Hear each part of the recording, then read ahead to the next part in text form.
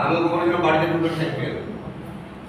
আর একদিন হঠাৎ খাবার টেবিলে চলে আসে, খাবার টেবিলে চলে এসে যে মা বলছে, বাবা একটুকুনি একটা স্কুল টিচার মানুষ, তুই ব্যবসা করিস আর না করিস এই গল্পটা শুনে জানা।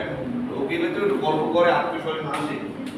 আমি বলি না, আমার ওসব লোককে তুমি চেনো না, ওদের সামনে বসলে ওরা মগজ ধরাই করবে, ঝুঁকিও যে কোনো প্রকারে আমার ফাঁদে পা ফেলাবে। আমি ওদের সঙ্গে বসতেই চাই না। মনের দুঃখে বোন চলে গেছিল বাড়ি থেকে খেয়ে দিয়ে, কিন্তু আমি কোথা থেকে নামিনি। ভাবুন অপমান কিভাবে হয়েছে। তা সত্ত্বেও ইয়াসিন স্যার ফিলোজফি টিচার, নামের মাসে 5টা-6টা ডিগ্রি আছে, সেই লোকটার মনে আঘাত লাগেনি। কেন? তিনি জানে এই সিস্টেমে আমি শিশু, আমি এরকম আচরণ করব। তো আমার বোন লাস্টে বলেছিল, দাদাকে ছেড়ে ব্যবসা করবো স্যার, যে পদে পদে দাদা অপমান করছে আর এখানে আসবো। স্যার একটা কথা বলেছিল যে আপনার দাদাই ব্যবসাটা করবে, আমি থাকলে গল্পটা শুনবে না, আপনি একা এসে গল্পটা শুনবেন। বোন একদিন হঠাৎ এসে বলেছিল যে কি কি প্রবলেম বল। আমি তখন ওকে বলেছিলাম তুই ব্যাপারটা জানিস না, পরবর্তীকালে মান সম্মান সব যাবে।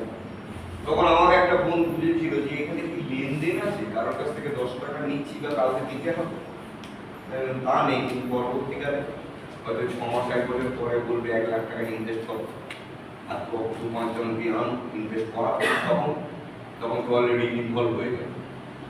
তখন বোন বলেছিল যে এর মধ্যে এরকম কোনো সিস্টেম নেই। তখন বোন আমাকে একটা জিনিস যেটা আমাকে ভাবিয়েছিল, আমি বক্তব্যটা কেন রাখছি, চা আসার জন্য, নাহলে এত দীর্ঘক্ষণ আমি বক্তব্য রাখতাম না।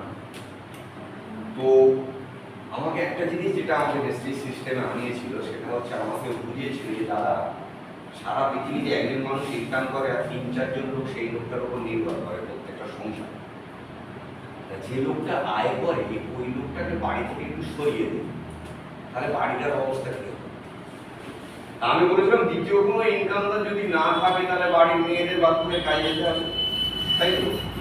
উপায় নেই তো, আসুন পেট চালাতে হবে, সবাইকে বিস্কুট চা দিই, সাদা দিই। তো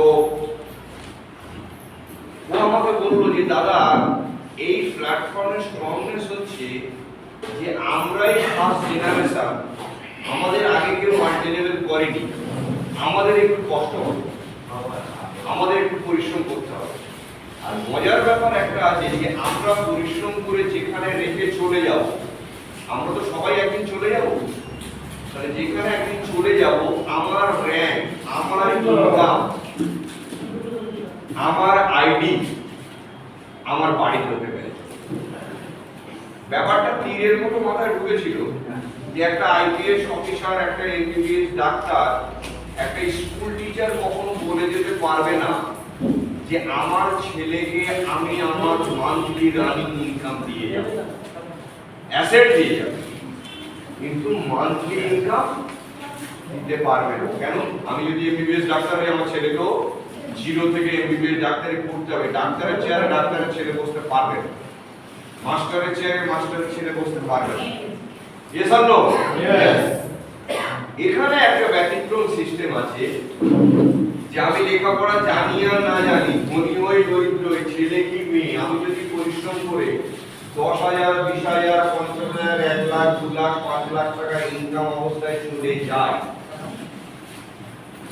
আমার জেনারেশন সেই টাকা ইনকাম করা অবস্থা থেকে শুরু করবে।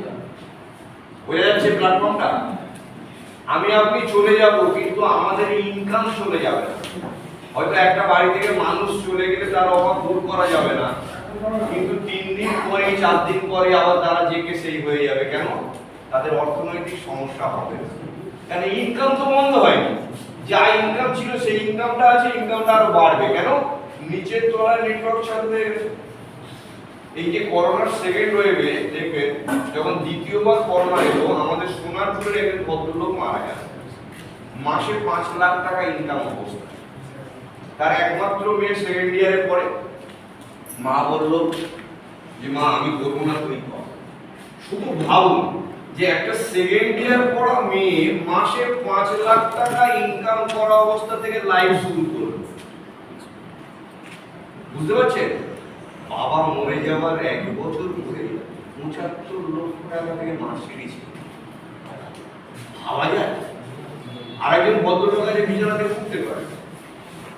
আর ছেলেমেয়েরা বাবার কাছে 10 তারিখ হলেই যায়, বাবা 10,000 টাকা দাও, গাড়ির চাবি দাও। কতটা সম্মানের ব্যাপার দেখুন। যত আমাদের বয়স হয়, ইনকাম কমে যায়, আমরা ছেলের উপর মেয়ের উপর নির্ভর করি। বাবা 100 টাকা দিই, এখানে এখানে যাবো, এই তো হয় আমাদের অবস্থা।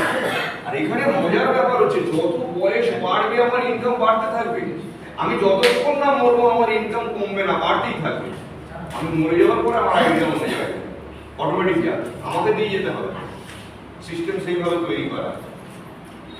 তাহলে এই সম্মানের জীবন আমরা সবাই চাই তো? এর কোনো বিকল্প নেই। কেন?